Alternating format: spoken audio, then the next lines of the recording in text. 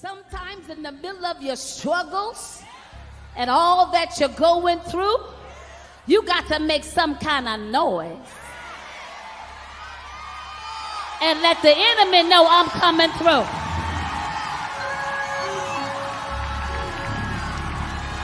I said, sometimes you got to make a noise and let the enemy know I'm coming through.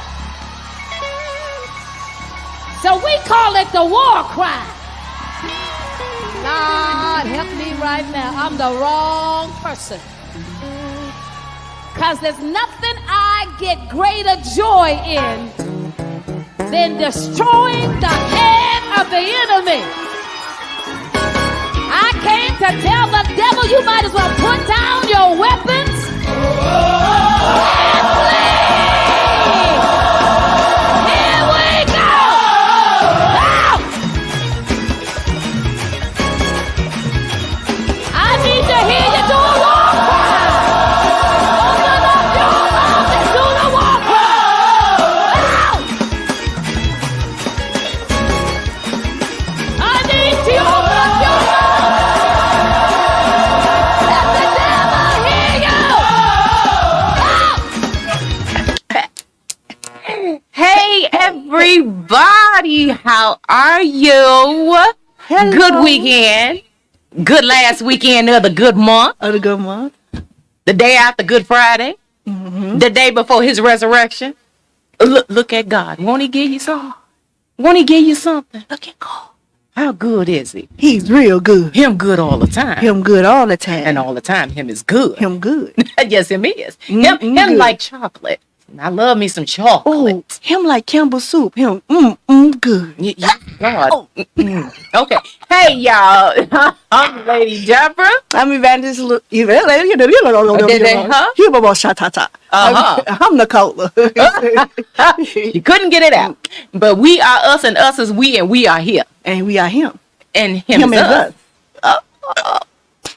That part. Hey, y'all. So welcome to the table. Come on in. Come on in. Let's Yes. sit on down. Let's get to some good topics. And let's see what they got for us on here this here day. Oh, it's going to be good and juicy. You ready? I'm ready. So, Uh-oh. this one came from the producer, y'all. This one came from the producer. But I'm pretty sure y'all done seen it all over social media. I'm pretty sure you done seen it out there. And it came behind some other controversy that was dealing with him. We talking about Pastor, I guess, had he accepted Bishop yet? No, not that I know of. We talking about none other than Mike Todd, y'all. So if you haven't seen the video, we got a video that we want to show y'all just a little snippet of, and then we want to get into it. So watch this video real quick, and then we're gonna chop it up.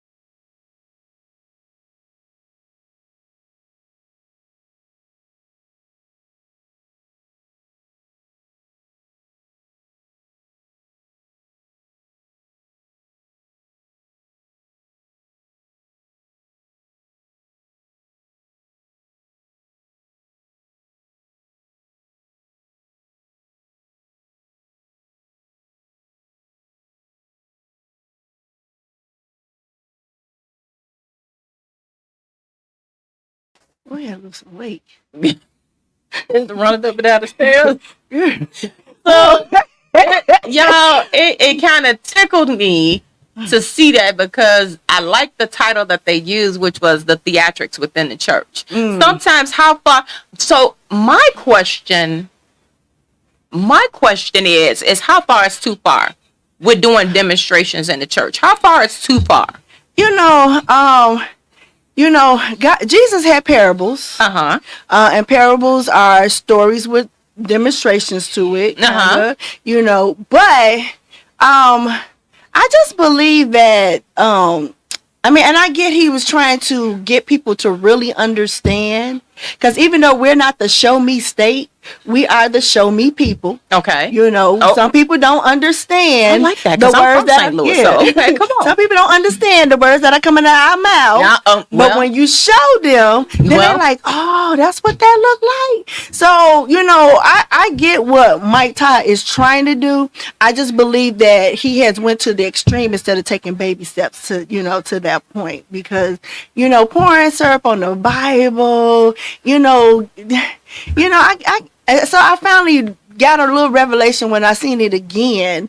Him, putting stuff all on the wall, and he said that this area was our temple. So we're putting in dirty things, within us. This is our temple. We're supposed to keep it clean, and syrup is sticky. Okay, it can be tricky.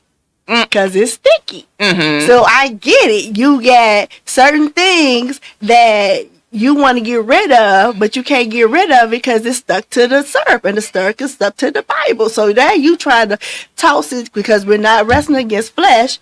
We're wrestling against principalities. But our fight is different. We're fighting on a whole different plane. But you got people that don't really understand that, because they're still fighting in the flesh. But do you think that it so I mean his ways of doing it, like why are you being disrespectful to the Bible itself? And I think I think that is what is getting people in an uproar.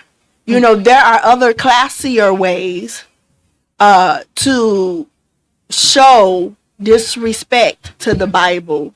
That people are not to disrespect the Bible, but how people are disrespecting the Bible. There are other ways of doing that than to sit up there and to actually pour syrup on the Bible. Okay. So, because that's a sticky situation.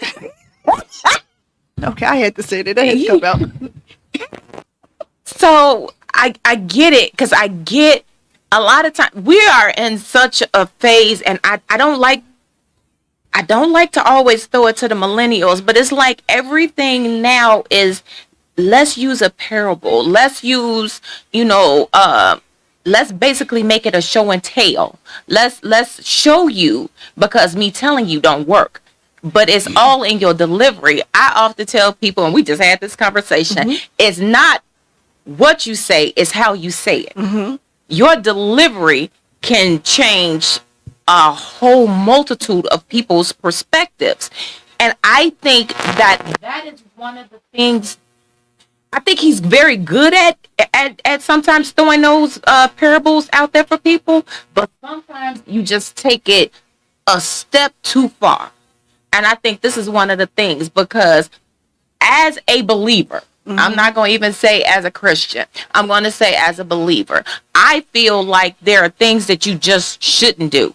Like the pastor that was Super Bowl Sunday, they what's the word I'm looking for? They punted the Bible. They actually kicked the Bible. Foot to Bible, kicked the Bible, and it went sailing. It went sailing out into It went sailing out It went sailing out into. Can you hear me now? Can you hear me? Okay. Y'all, the producer is letting us know on the side where we got to get things right. So, they kicked the Bible, and he punted the wife, I believe, punted the Bible clean out into the midst of the sanctuary, full on foot to Bible, pow. And that was one of those things that had people mouth like yours wide open. Why? Like, why? You could have used any book, anything. You could have used any other book but the Bible. And see, this is the problem we have at work. This is the problem that we have in other places where people don't take our religion or our spirituality and they don't take it they don't make it an importance because we don't make it an importance. We don't make it sacred like other I don't religions. Think it's that we don't make it sacred. I think that they make it it's easy for them to make our religion or our beliefs, let's use our belief, the butt of jokes. It's very easy because you don't hear them say any. No, we fight about it. God never asked us to stand in defense of him. He never asked us to stand in defense of him. He asked us to evangelize. He asked us to go forth and to witness. That's all he honestly wanted us to do. He never said, I need y'all to go out there because there are going to be times where people going to come up against me. I need you to turn into my attorney. I need you to, Johnny Cochran dead, but I need you to go ahead and impart Johnny Cochran in you. And I need you, listen, I need for you to stand up and I need you to fight for me. He never said that because he did all that. He did all that. He paid it all. He paid it all. Yeah. So I think it's very easy to make a mockery out of the fact that we believe in a risen Savior. It's very easy. And when you do stuff like that, pouring the syrup on the Bible and then saying, but it's the temple, right? So we lift our hands in the sanctuary. It's easy for you to joke about it, but when you're trying to convict someone who is sitting in a dark place, who's sitting in that place of, I don't know whether I should go left or right, are you really doing them a service by sitting up and pouring syrup on the Bible and talking about you don't care about the temple anyway, and what you worrying about who gonna clean it up for? Don't act like it's such a big thing. No, it is a big thing. That part. It is a big thing. I don't need for you to put on a show for me. I don't need that. What I need is for you to give me my meat and potatoes on my plate, add me some vegetables, throw me a piece of bread on there, and when you finish, give me a good Coca-Cola or a Pepsi, or right now in the phase that I'm in, give me some good water with some ice in it, sprinkle me a little lemon on top of that, and you got me. Feed me. I'm hungry. You can keep the ice. I'll take without the ice. Feed me. That's all I'm saying. It's honestly, feed me. You don't have to water my soup down and give it to me trying to spread it for me. Feed me. Give me my good sustenance. So I feel like so the mothers and the missionaries, they were theatrical, but they wasn't theatrical in gimmicks. They were theatrical in the word. And it was like, we gonna pray until heaven gets the news. We gonna sing. We gonna sing until it's down into your shando. We gonna shout. We gonna tarry. We gonna shout. We gonna roll the floor. Nobody rolls the floor anymore. Oh, you too cute. You know, it's like by the time you get down and the music stop, you get back up. And so the nowadays preachers, and I say preachers, especially Pastor Mike Todd, feel like he has to go beyond the stretch and the reach for our millennials. And to be honest, they're not dumb. They just want the truth. They don't need the extra. They just want the truth. If you can show them in a jar, like, hey, here it is, some mud, and you poured water in it, and now it's muddy water. But if you turn around and throw some bleach in that water, it'll start cleansing it up. And the bleach could represent the blood. Anything. Anything as small as that. But, the face in the Bible, you would never see anyone, no Muslim, no Arab, none of them defacing the Quran, because they consider that to be something sacred and holy. And how are we as believers saying that our Bible is sacred and holy when you're pouring syrup on it. You could even use the fake Bible. You could have turned around and had a box and had a little Bible written on it with the color. Like, you could have did all kinds of things, but to use an actual real Bible, like that right there, to me, is like you have no respect of your spirituality. You have no respect of your belief. It's like when I say this had me sitting there with my mouth wide open, it did. I could have caught flies. I definitely could have caught flies. Probably could have caught a fish. Because I was mouth agape, wide open, jaws on the floor. Probably somebody could have walked past me and hit my chin. Because it bothered me, and I'm very triggered, because even me in my 52 years of life, because I'll be 52 this year.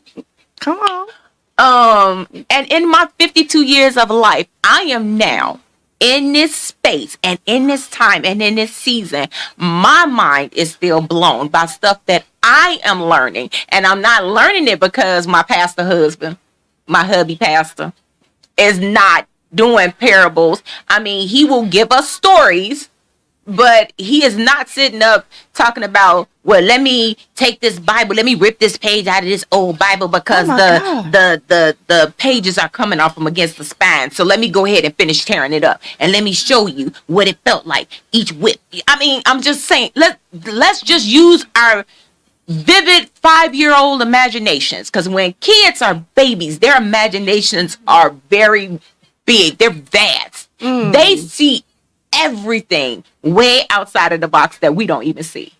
So why can't you give people that childlike imagination again and give stories? I mean, you really want to tear down what we are trying so hard in this season to get people to see is the honest to goodness truth. The world is showing you, as you're seeing these statues being unearthed, and they're like, who could have built this? Who could have made this? It's in your Bible. It's in your Bible. Yes. You can go to the news and see things and structures and stuff that's going on in the world today. Love stories. And listen, Love as stories. I have told people while we're in the middle of Bible class, listen, if you are a reality TV junkie, okay, if you are a reality TV junkie, the Bible is reality TV. Okay, it is love and hip hop. It is Real Housewives of the Bible. Cheaters. It's all in there. If I really wanted to get you pulled in, come on, I can use what you see today and point it out in the Bible. What's the other one? Undercover Boss. Undercover Boss. Because they didn't know Jesus was Jesus. Listen. Undercover Boss. Listen. It is so much that we can point out, from things that we see today to things that are honestly in the Bible. Yeah. We can point all these things out, and I believe that if you wanted to use an analogy or a parable, or you just wanted to make a skit for the day, you could have done anything besides go into something and say, we're destroying the temple. Because now, if you're going to tell me about me destroying my body because I'm not eating healthy, how would you show me my body? Because God said that there were things that we're supposed to eat from the earth. So how would you do that? I would show diagrams and pictures so my thing is this: I get what he's trying to do, but however, you're taking away from the word itself.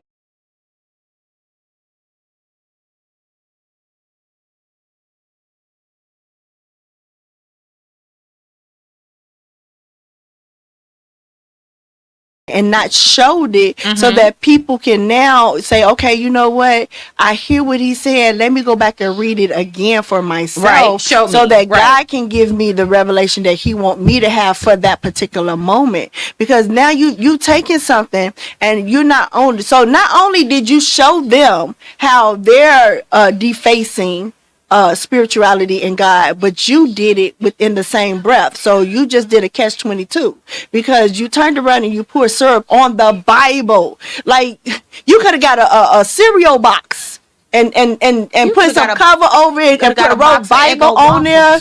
Like, why would you use an actual Bible? Like, come on, dude. Oh, that just sounds real ghetto, but that's how I felt in that moment. But it is. We're already fighting a battle. We're fighting a battle because we want people out there to understand that Jesus is real, that God is real, that this thing that we're going through in life is real. And the only way that we are honestly going to make it through is if we have this connection, if we are plugged into the source, if we are turned in and turned on to the one thing and the one person who can literally see you through every level, phase, problem, turmoil. When you sitting in the eye of the storm, we are in that place to where you trying to turn us away from that. We're fighting against people who already say Jesus ain't real. We're already fighting against people who don't believe. Well, how can you believe in something you can't see? We already fighting against that, and you stand in the sacred place in a leadership role, and you're in leadership, and you destroy, and then turn around and ask them, "Oh, what y'all on and oohing for?" Instead of you saying, "I'm trying to get y'all to see a point," because at that point you didn't even have to pour the syrup. You could have had simply said, "I'm trying to get y'all to see a point." When you went that step further, because I understand it was a scene that was set, and he was throwing stuff on the scene. Yeah, but the people in the church who go to the church got to clean that up at the end of the day, because you wasn't gonna sit there and you wasn't gonna do it. You ain't gonna clean it up. You gonna go and sit in the office. I wonder what the staff think about when he do stuff like that. We already heard that there was talk that after a lot of things had transpired, that a lot of people left. Yeah, because I mean, it's like your child. How do you have a child that's being disobedient? Mm-hmm. And you have some people got one child, some people got multiple children, mm-hmm. but each child is different. Each person is different. Mm-hmm. So how do you get across the same message without going to the extreme? Listen, for those parents that have multiple children, you know that none of our children are identical. Exactly. None of our children are identical. We have to deal with each child as the individuals that they are. So now, my question. My question goes, Pastor Todd. If that analogy didn't get them to show them that they're destroying the temple, what did you give the others? Because I'm pretty sure, out of maybe, because he has a large congregation, I believe. If you got 5,000 that was sitting in the sanctuary that day, I'm almost going to guarantee you lost half of them. You lost half of them, because I'm pretty sure the older saints was like, "You done lost your mind, son. You done lost your mind." And I think the breaking point was the syrup on the Bible. And I'm pretty sure some of the millennials are in there going, "I got Big Mama who's sitting behind me talking about try it if you want to. Try it if you want to. Say that again. Try that if you want to. Don't let the fact that we in church and because that man standing up there cutting up and acting a fool. Try it if you want to. Try that analogy at home if you want to, talking about, I want to show somebody who didn't make it to church what happened. Try it if you want to when you want to pull that analogy. How did you then go after the ones that you lost? Because I'm pretty sure you lost some. So I'm going to reach back. Where your accountability partner at? Because I just want to know how you're able to do these things. And I get it, you're the leader, you're the pastor, you're over the covered. I got that. But where's your accountability partner? Because I need to know, what is that accountability partner saying to you that is allowing you to go? Because you done went from one little small thing and now you're going to the extreme. Pouring the syrup on the Bible. Come on. For real. He didn't spit in his hand and put it on somebody's face because he was trying to give them Sir, all I want to calm down. All I want to know is what's next. Calm down. No, I don't want to know what's next. I want to know what's next, because I want to know who's going to then finally pull his coattail right. to stop him and say, you have got to be kidding me when you keep doing these things. You got to be kidding me. So I'm wondering who's going to then in turn pull his coattail to say, hey, stop. I'm going to say, who's going to do that? That's when I say I want to know who's next. What's next, rather. That's when I want to know what's next. He poured it all over the Lord's Supper. Wait, what? So he poured it all over the Lord's Supper. So you got to get to a point in you got to be like a bee-man and say, sit down somewhere and be quiet, because the Lord ain't telling you to deface him. The Lord several seats. Sit down somewhere. You got to sit down somewhere, because where is the real word? Listen. I think if I was in the middle of the sanctuary, I probably would have got up, church fingered, and walked out. I know me. I'd have been like, you done lost your mind, man. You poured us up on the Bible. That's like pouring us up on First of all, I would have had all kind of issues. I probably would have got up and walked out, but then I probably would have came back and said, there's folks out here who can't get link. There's folks out here who's struggling every day. Oh, yeah. And you done threw a whole pan of Chinese food. You done threw, I don't know if it was actually good food or if it was old food. I don't know. But you threw away a whole pan of food. You done squirted mustard and ketchup. You done poured out some syrup. And syrup right now for a small bottle is like about $5.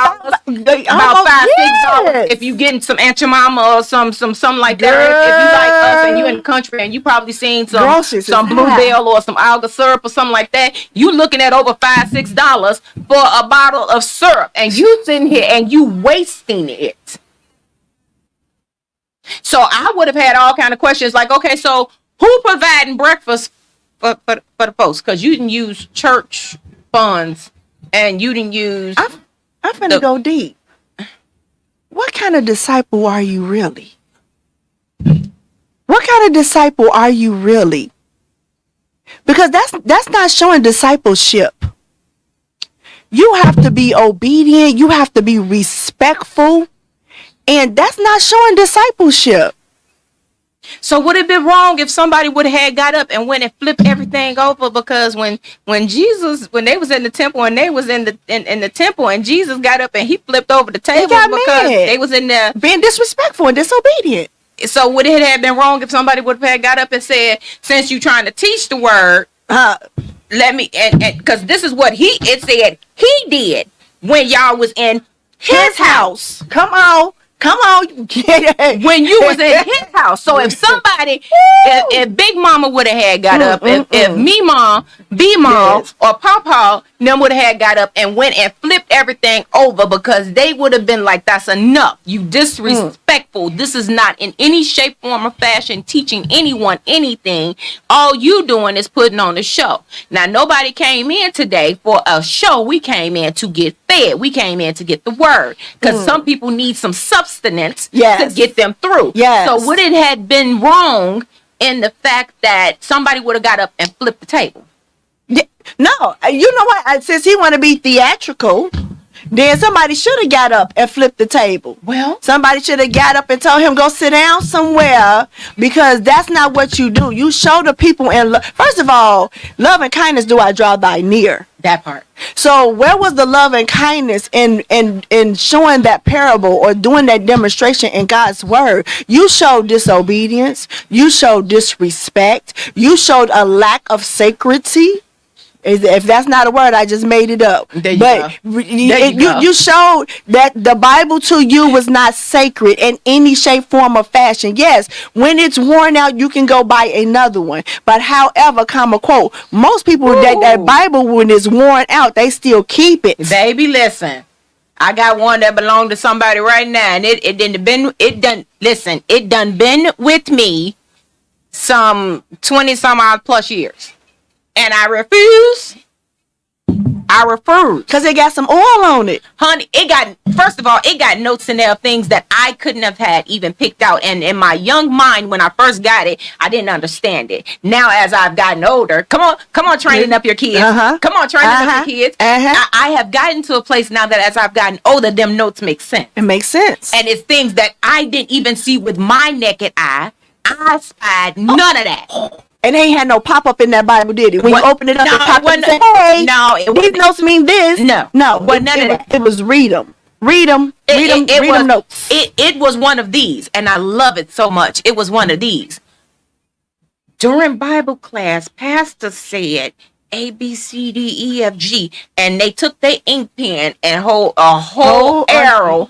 And then they highlighted, because remember back in the day, you had to highlight it. Yep, highlight and underline stuff. So it was highlighted, it was underlined, and it was like, what you say? Now, it was things, again, not with my naked eye, I did not see this. But because they took their time to go through to get understanding. Yes. Because in all things, you're supposed to get an understanding. God's understanding, not your own. Not man's. God's understanding. Because I do like a good show every now and then. Now, but I would rather have a decent plate of food. I believe that, and I can't speak for Todd, but I believe with all of these extreme things that he's doing, I believe he's bored with the word. And doesn't realize how true and important it is to give it straight from the text itself. I believe, because his cerebellum is turning, so he's like, well, I get this, but is the people gonna get this? So we're not dumb, sir. We're not dumb by a long shot. For many generations, the word has been preached, it has been taught, and if you bring your people to Bible class and to Sunday school and train them up in the way that they should go, and that just doesn't mean a child in age. That means a child, it's a baby Christian that's coming in. Train them up in the way that they should go, so when they get older, when they mature, they shall not depart from thee. Why are you departing, sir? Oh, okay, I'm sorry, I just got excited. You see, I got excited without being disrespectful. Ooh, I'm just saying. Listen, we said all that to say this. Tamara. Oh, Jesus, Easter Sunday. It is resurrection. It ain't the day for the bunny. It ain't the day for the colorful eggs, because ain't nothing the bunny ever did for me. He did nothing for me either. He can't do nothing for me. Listen. Tune it up. I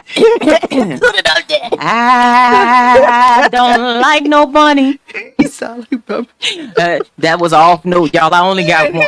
However, now there is nothing that a bunny ever did for me. You see what Mr. said? I don't think he believes that his congregation has enough spirit of understanding in order to properly receive the Bible. He dumbed it down for them. So then what does that say about it? Him? Goes back to the teaching. It goes back to the teaching. So then what does that say about him? Because he's the shepherd. What does that say about his leaders? Because it trickles down. Because it trickles from him to his leaders. Because remember last week we did who covers the covering. So we talked about God is supposed to be his actual covering, but we know God ain't tell that man to go and do no foolishness like that. We honestly know that he did not tell him to do nothing that foolish. He ain't said none of that to him. None of that. He ain't said none of that to him. So we already are very aware and very clear that this is him in flesh, Mike Todd, in flesh, doing this foolishness. And as Pastor just said, he's dumbing it down. So then that means that you're saying about yourself, because you got to point that finger back at you. Self. Yes. I is stupid. Sure is. I is dumb. I ain't smart. I ain't got no kind of credibility or understanding myself. So I'm going, because I'm stupid, I'm going to make y'all stupid right along with me. What kind of foolishness is that? So let's do the turnaround. The turnaround is, Pastor Todd, you have a congregation that and that God has allowed you to these souls. You're accountable for these souls and the word that they get. It would be detrimental. Mm-hmm. Okay, that word too. And I say detrimental because you using the document. You're using the document. So to use the word according to how it is given, without giving any extra sugars, any extra shakes, any extra rattles and rolls, and just preach the gospel to the people so that they can know, because these are the same people that are coming out of your house that is going out to the world to give the word to them. And if they can't give them the word if they don't have the word, because all they have is parables or stories or action figures. No more action figures, so sir. Pastor came back again.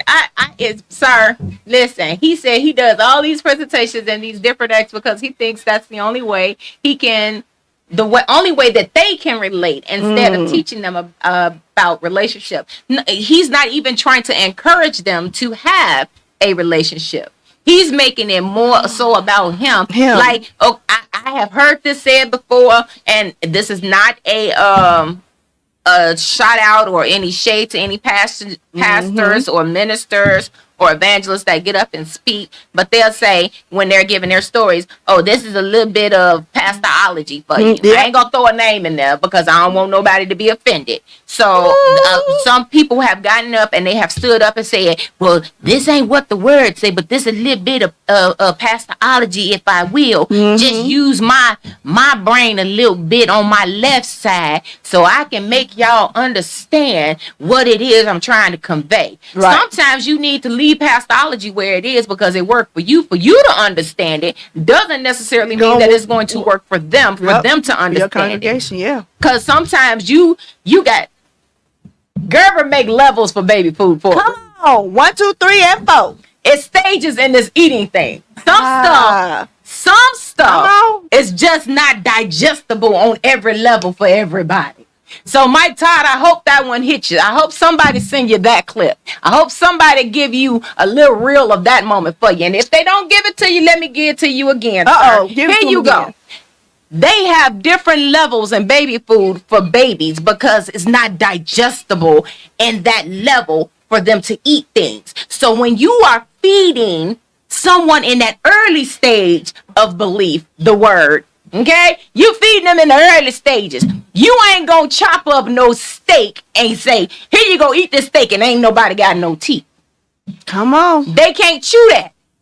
You can't just put something there and say, here you go, chew on that and let that rest with you and then swallow it. You gonna end up choking them.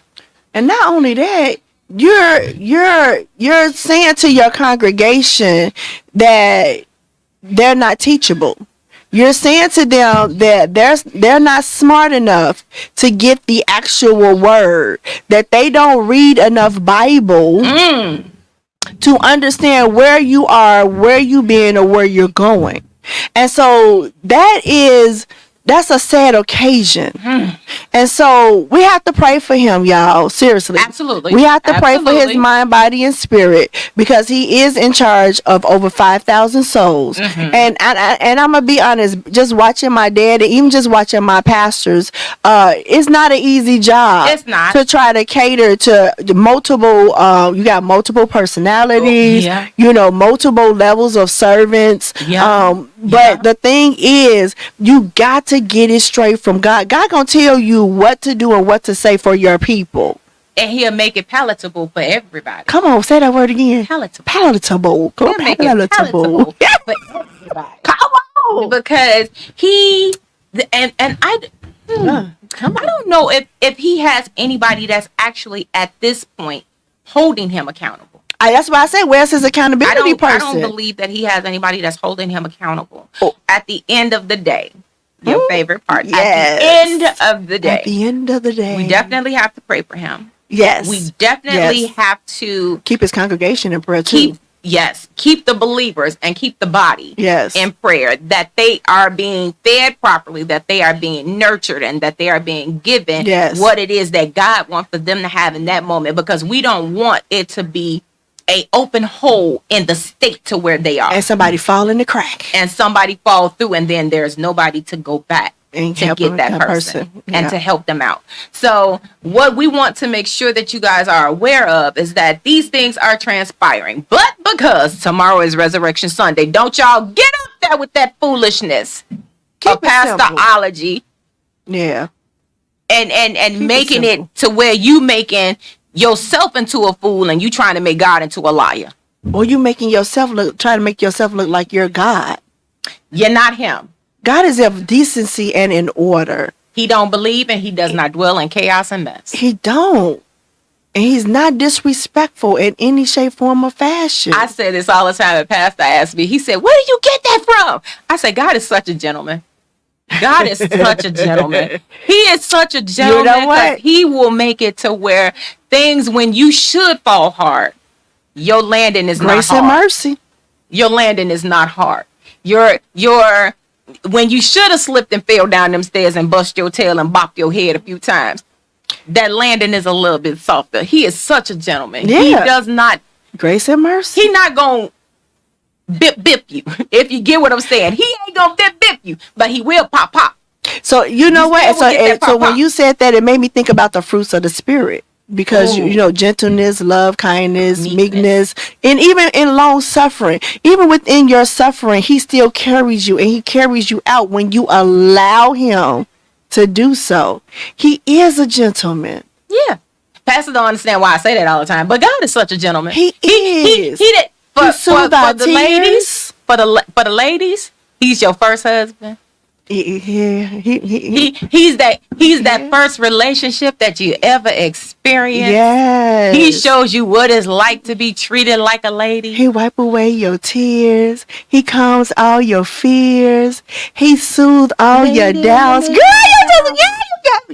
I never thought about it like that. He is a gentleman. There you go. That's free 99. He open up a window, pour you out blessings. Come on. He take care of you like no other. Oh God, that's good. That's good, damn. That's good. That's free for the 99. That's free 99. So y'all get that right there. So he does all these presentations. Yeah. Okay. Y'all, I promise you, just pastors, bishops, elders, overseers, apostles, prophets, those that stand in John's shoes and get up on Sunday and teach and preach what thus says the Lord. Please tomorrow, please ma'am, please sir, don't do the foolishness tomorrow. Please because don't. the church houses, I know he got something are crazy. Going to be packed. Oh. They're going to be packed because there are a few times throughout the 12 months that we reside in that the buildings, the four walls that most go into are going to be overflowing. Mm-hmm. And some churches are probably getting ready to have at least 3 services. We got 2 or 3. We got 8, 10, and 12. See, and the man of God is going to be tagged. Yep. Okay? So I'm going to ask, if you're standing up on Sunday, don't go in that building with that foolishness. Mm-hmm. Even if you're online and you're live, don't you sit in front of no camera and go into that sacred space with that foolishness. Ooh. Because, sorry? Okay. Because he said, he's looking for a church without a spot or wrinkle. That part. And that brings us to what? Listen, you ready? Oh, y'all, we're going to drop my Todd off. We're going to leave him right there. And then we got to go to something else, y'all. Oh. So tell me this, lady. I'm ready. The dynamics of your marriage with your husband, you know, if you feel a certain way and he tells you something that's totally opposite, like how do you handle that? Give it to me one more again. So the dynamics of your marriage, right? You feel a certain way and he feels the opposite. He tells you to do the opposite. Like how do you feel about that? Like what is your response? Like what is your take on something that you strongly feel about and then he tells you to do the opposite because he's the man of the house?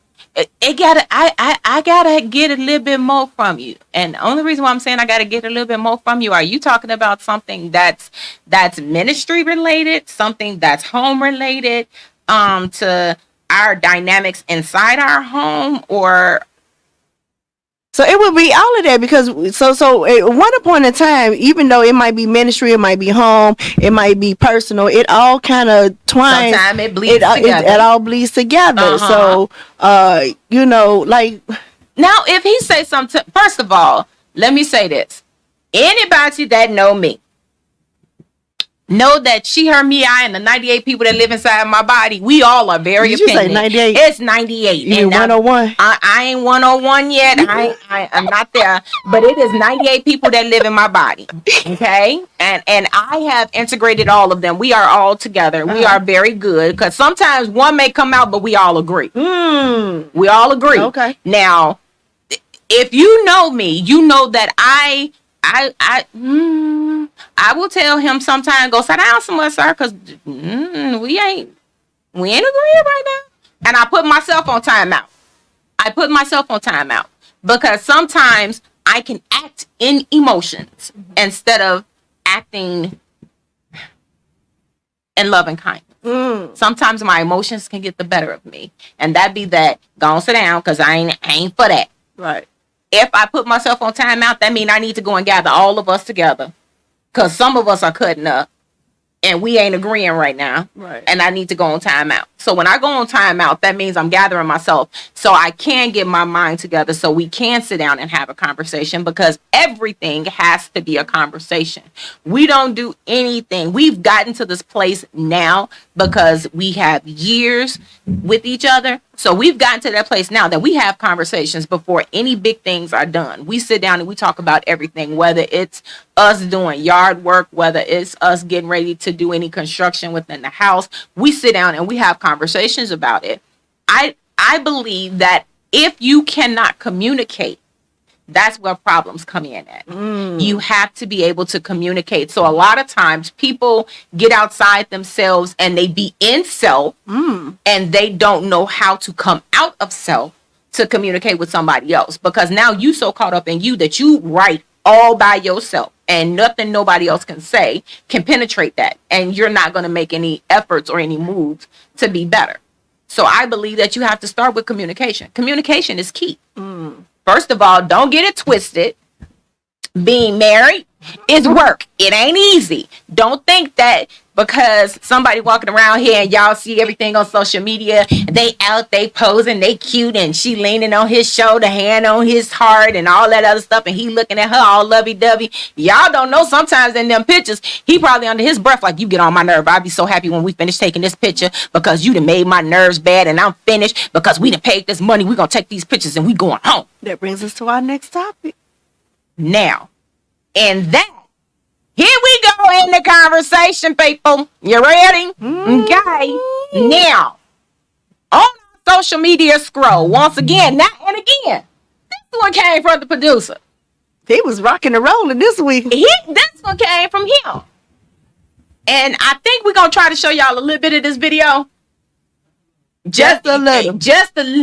We're going to give y'all just a little. Yes. So you can get an understanding of what it is that we're going to talk about. And then I'm going to give y'all the question.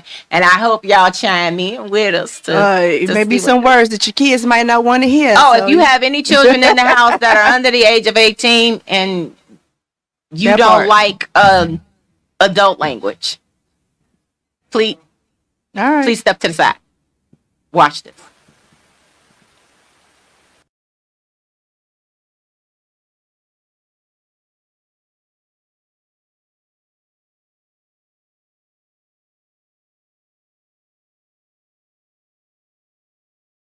Got a robe. She stay up the street. You tripping? Go put on some clothes. I'm not putting on no clothes. Go put on she some. literally stay a block away. Like I'm not doing that. Are you serious? I'm serious. Come on now. You're not going to. Where your keys at? Come on now. You know that's my home girl. You know, like I'm going over there. I'm about to go get me some food. And yeah. Come on now. I can't listen. You disrespected me. I'm gonna have to send this video to your mama. How am I disrespecting you? All I'm doing is just going up the street and I'm coming right back. I told you I just gotta go grab. I gotta go grab something. You say that you were a church girl. How you gonna leave the house like that? I told you I got a robe. I have a robe. I'm gonna put my robe on. You want me to go get my robe? Where's your robe? Go get your robe. Go get your robe, cause you're not going nowhere like that. Where is it at?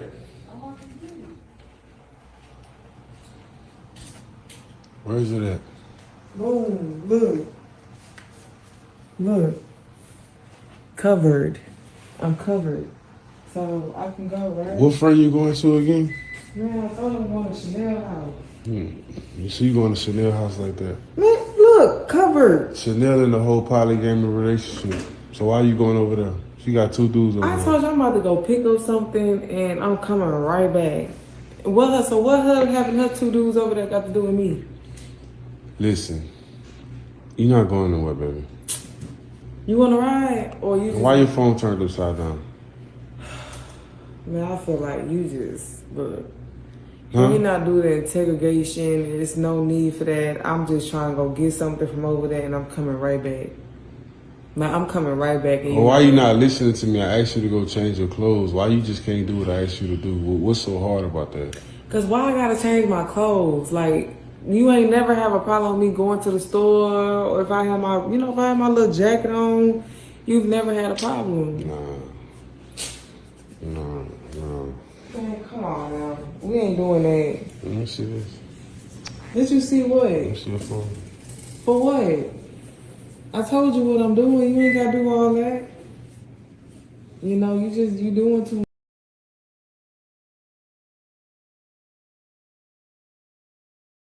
You for the streets. I'm sorry. Yes, I did. I said it. Yeah, we said, you said. I said it. Yeah. I said it. Because first of all, okay, so my question is how much control do you give the man in your life? And I'm going to leave it like that because I got something that I'm going to put behind it. But how much control do you give to the man in your life? So, first give it to God, who is indeed the man in my life. I don't have a husband. I don't even have a boyfriend. I am single and I'm not ready to mingle. Cause I'm getting myself together. But, so submission. So when I first saw this clip, I told cuz I thought that was boyfriend and girlfriend. And then I found out they were husband and wife, which kind of changed the dynamics because, your husband pretty much should know all of your friends. And then it's a couple of red flags for me, period. Lag on the field. It's a couple of red flags. First of all, something like that she has on, I wear that in the house. Only. I would never take that outside of the house unless I'm going to fight. But I don't fight no more, y'all, for real. Like I would have ran with my socks and ran down the stairs and ran out, blah, blah, blah, blah, blah, and then ran back in. Okay, let me be serious. But that I wear in the house. I wear around the house. If I'm going to my friend's house, if I'm going to my cousin's house, I'm throwing some jogging pants and a t-shirt on. If I don't want to wear, if I'm not going to a function or something where to be presentable in such a way, I'm throwing some jogging pants and a t-shirt on. I would never wear that outside of the house. Now, for my husband or boyfriend, whichever one he was, to come and tell me, where are you going?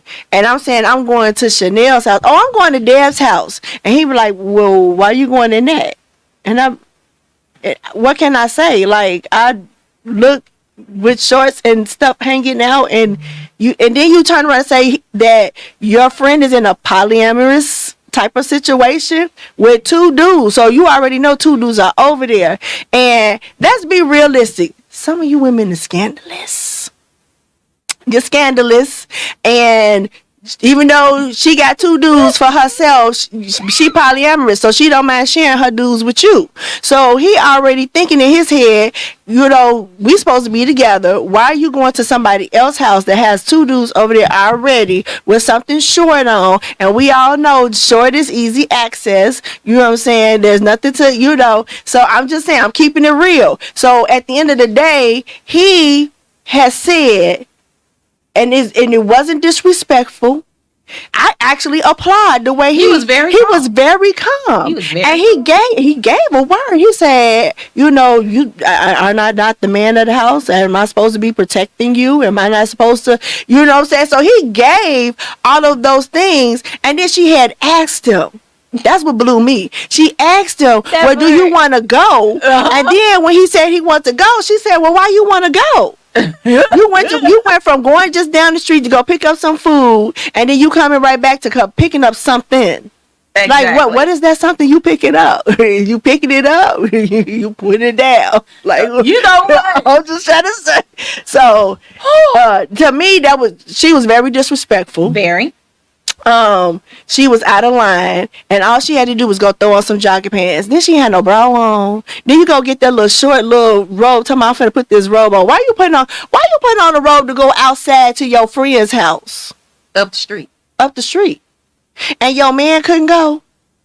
I would want him to go unless you doing something you ain't got no business doing. That's all I'm saying. I'm done. That's it? That's it? For now. You dropping it off? For now. Okay. Now listen. Let me say this. As a wife, I always counter with my mister. And if he would chime in to say she ain't lying, I always chime in with him. And I ask, is this appropriate? Is this okay? Because my mindset is first, I have to be appeasing to him. I'm catching his eye first. I ain't worried about what go on outside. I don't care what nobody else outside say. If he say, baby, I like that. Wear that, rock that look good, then I'm rocking this because he like this, because he said it looks good to him. That's first. Now, in the house, if I'm in my house, I'm wearing what I want to wear in my house, as long as I ain't going outside. That part. Now, if I'm going outside, that ain't gonna be it. I ain't going up the street, around the corner, down the stair. I'm not doing all of that. I'm sorry, my booty too. But nobody else. Girl, first of all, I got too much cellulite. I got a lot of dimples, and I ain't talking about the ones that you smile with. I got too many dimples for me to be talking about. I'm finna wear something outside. That's not appropriate. No, it's not. Because that's not appropriate. It's not. And if I decided to say, all right, I'm finna run to the mailbox. You know what I'm saying? If he be like, I'll go grab that mail. You right. You go get that mail. And I'm standing right here. You understand what I'm saying? I hear you. It's a matter of respect. Now, it's how much, one, do you respect yourself? Yes. And then how much respect do you have for him as the head of your household? You mentioned submission. Yes. Is he submitting to God? If he's submitting to God, then you shouldn't have a problem with submitting to him. That sound like he had some type of something. It sounded like. It sounded like he had something going on, because he said, am I not? Baby. When he said that, I was like, oh, I clenched no pearls around my neck. I was like, oh, and she acting like no pearl. I ain't got not one pearl. That will make it bad for us. And for the single ones? Yes, because you have women out here who are disrespectful to men, who are being respectful and trying to be the head of the household. They're trying to do a better Adam. Ooh. And you being a worse Eve. You being part of that first group. Yeah. That part. Now listen, it's hard enough out here to catch men. Well, we don't want to call them pimps. But it's hard out here. It's hard enough out here for women to be respected. Yes. Oh, that's what I was going to get to. Go ahead. It's hard out here for us to get the respect, because the first thing they said is, pin pause, whistle. Let's throw this flag out here. Oh, that's a new one. Pin pause, whistle. Okay, come on. Okay. Y'all know I throw anything out there. My country vernacular would throw some stuff out there. But listen, there was a pastor who stood in his pulpit amongst his congregants and said, had I been on this trial with this young lady who ended up being assaulted, I would have had let the man walk because she ain't had no business wearing that. It's bad enough that you got people out here who mindset says that because you wear a certain thing, you look a certain way, you deserve certain treatment.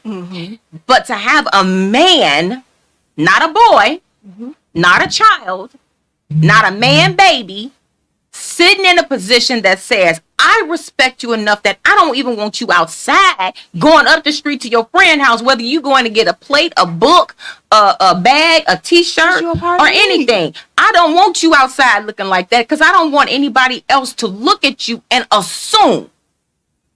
Now, you know what they say when you assume. ASS, you, not me. So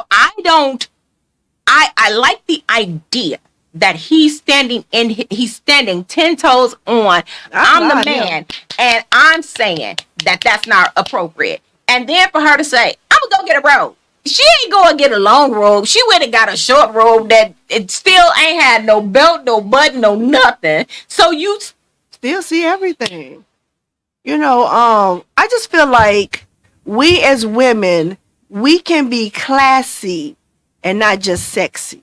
So I say classy because, see, for men, so let me give you some terminology. I'm pretty cool on terminology. So the word dude, it means an intelligent, well-dressed, respected, and type of male. And for a woman, it's a classy woman, which is a woman who is well-dressed, respected, very smart, intelligent, put together. And so we need to learn how to be more classy than ashy. Classy than trashy. Trashy too. Trashy. Trashy ashy. People for those women inside the church. Let's go there. Oh, Jesus. In the church nowadays, the church is not the club. Oh, I'm sorry. Did I just yell at that? I'm sorry. You see, I scratched my head because I knew it was coming. The church is not the club. You do not wear your stretch pants, your see-through in the sanctuary. You gotta. The Bible says, "Come as you are." No, it's talking about your spirit and your soul. But what if I ain't got it? If you ain't got it, that's one thing. But if you know better, you should be doing better. Oh, okay. As long as you came with that. So, yeah, because there are people that don't have it. So I'm not saying if you coming up off the street because you live on the street or whatever, or you just started a new job and you really don't have the money for clothes, that's one thing. But when you come in there, I know without a shadow of doubt you got a t-shirt and some jeans. I know without a shadow of doubt you got some type of pants and but what a if jacket. I gained all this weight and I can't fit in a regular size pair of jeans and all I ain't gonna lie. There is somebody in the church house that got clothes just for you. But what if I don't talk to people? Because see, now I'm playing devil's advocate. Ask not and thou shalt not receive. He said, ask and you shall receive. Knock on the door and it shall be open. Seek and you shall find. But some people sometimes are not those people, and they don't make it very welcoming for me to come in. You already done looked at me cross-eyed, side-eyed, and upside my head because I done came in with a pair of clear jeggings on with the only shirt that I had that was clean for the day, and I wanted to come in and get me some Jesus, and y'all looking at me side-eyed, but ain't nobody trying to welcome me in so I can get God for myself. We welcome everyone in, but when you know better, not you everybody. Do better. We actually do. We welcome everybody in. Let's not make it personal. Well, yeah, let's not make it personal. I just got what you said. You do got some of them that do frown on the clothing that is worn. But I'm gonna say this, because it has happened at my church. There are some of them that know better, and they come in there dressed like they at the club, and then you bend over and you see all access, and we want to say denied. But we don't. We still, we have sheets. That when they get into the spirit and stuff, we take the sheets and we wrap it around them. you know, because we don't want people to get out of the glory of God. We want them to stay in the glory. Mm-hmm. And so I just feel like at this point, this particular young lady, it must be something that she has done before, that her husband had to record it this time. And he's calling into question. He said, I'm going to tell your mother. So that means she knew better. Oh, listen, actually, that tickled me, because when he said, and I'm going to send this to your mama. So that tickled my whole inside, because I was like. But that means she knew better. That not only did she know better, but it was like, if I can't get you to do right, I know somebody who can get you to better. And she was still trying to go out. And I'm pretty sure that at the end of that after all that conversation that took place, that she probably did still walk outside the door. Did. They went through the garage door and they walked out. I cut off, because after a while I was like, he went with her. He went with her. Over, because if I'm going to be that disrespectful to the man who is sent by God to cover and protect me, if I'm going to be that disrespectful, you don't need him. I'm available. No, no, I'm kidding. I don't want nobody husband. Listen, let me tell you, I don't want nobody husband. Thank you. Change word. Change. I don't want nobody husband. I want my own. God got my own for me. So he out there somewhere. Young ladies, I'm going to say this. Young ladies, get you a glass of Act Right. No, not just get you a glass of Act Right. You can't expect people to treat you how you feel you want to be treated, and you're not treating yourself accordingly. I'd say this to a lot of people. I almost said something. If you telling somebody, when we go into a relationship, it's 50-50. No, it's not. I want 100% of you, like you expect 100% of me. I had to learn that. I used to say that too. 50-50. I learned that it's 100 and 100. Because he can't make me whole, and I can't make him whole. That's right. He got to come to me whole, just like I have to come to him whole. And if I want certain aspects and certain things out of this relationship, I got to be willing to give it. If I want him to respect me, I have to respect him. Yeah. If I want him to provide and take care of me, it may come a day and a time to where he may not be able to. Can I hold this down? If I can stand 10 toes and hold this down, what do you think the outcome will be when that man or that woman can stand 10 toes down and take care of everything? Do you not think that there will be an opportunity where he will say, baby, take rest? Yeah. I believe there will be. Take rest. I believe I've seen multiple marriages where the wife has held the husband down because they either lost a job or something has happened or they got sick and they've held it down. And in our minds, we're thinking, okay, I can hold it down for a couple of months here and there. But that couple of months turns into a year, it turns into 2 years. It might even turn into 5 years. And you still holding it down. And then God see that you are still a disciple and a servant to God as well as your marriage. You're honoring your marriage, and God honors marriage. And so therefore what he does is he said, let me look at, I'm just going to use y'all names, just, let me look at the walls. Yes, she's praising God. She's holding down the fort. Yeah, it's time to bless him. Is he ready to be blessed? And you know what? Depending on that man, Yeah. Because he might not be ready. He might be like, hold up, guy. I'm still trying to get a few things together. Right. And then the other one's like, yes, I'm ready to get what I need to do so my wife can now rest and let me rub her feet, because she's been standing 10 toes down for 5 years. You know what I'm saying? Me as a single person, but I have been in relationships. I used to always say 50-50. And then I learned that it's 100 and 100. And so I for a while I was like, well, what that look like? But when we're in relationships, we don't give half of ourselves. We give all of ourselves. Exactly. And that's where that 100 comes from. Girl, I feel like somewhere along the line, you lost a line of disrespect for your husband. Because when he said, are you going out like that?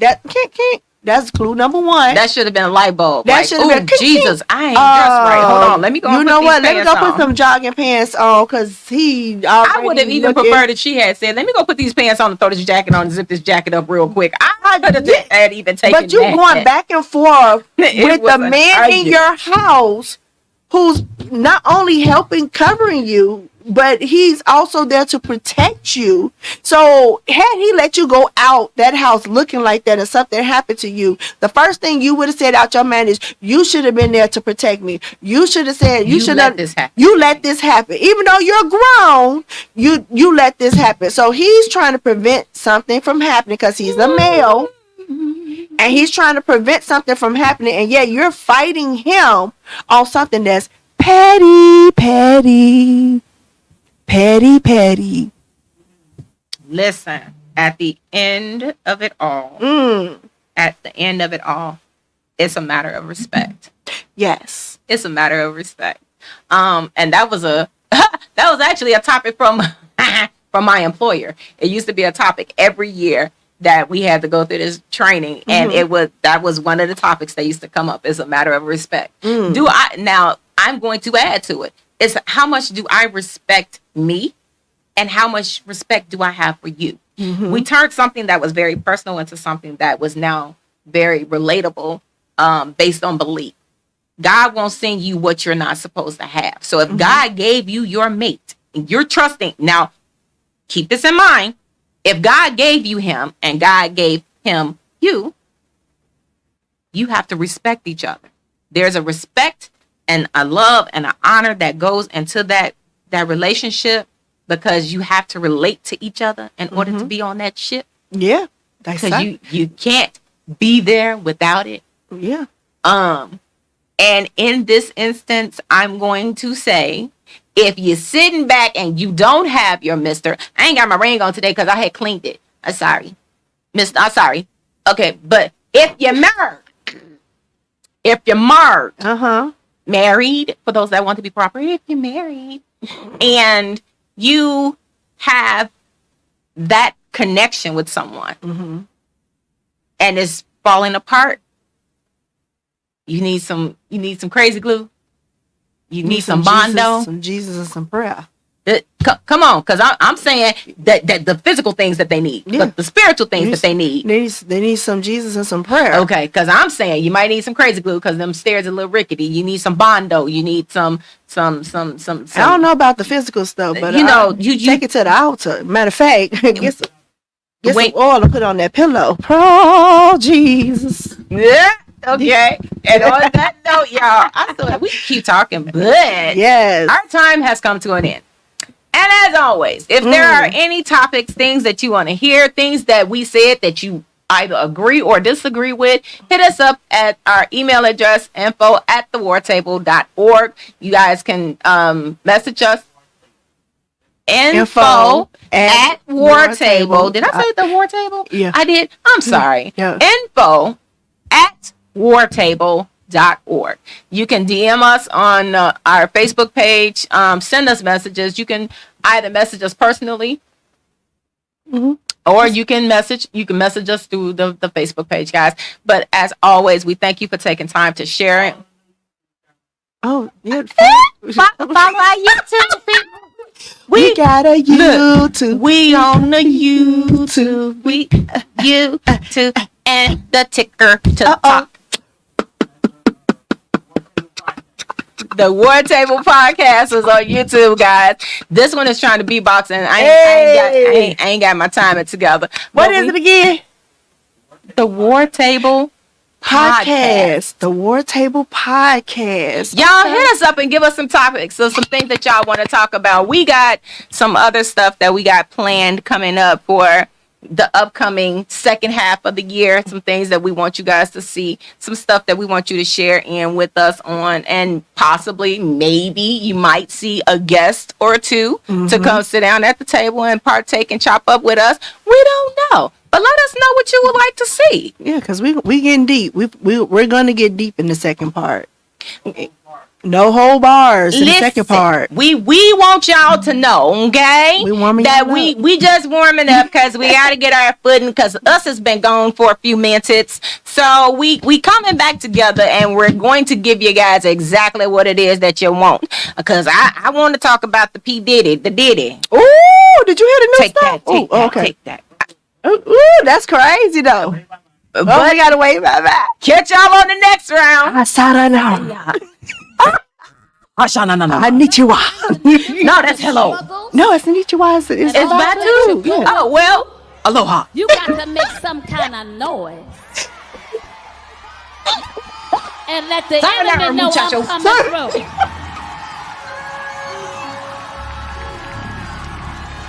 I said, sometimes you gotta make a noise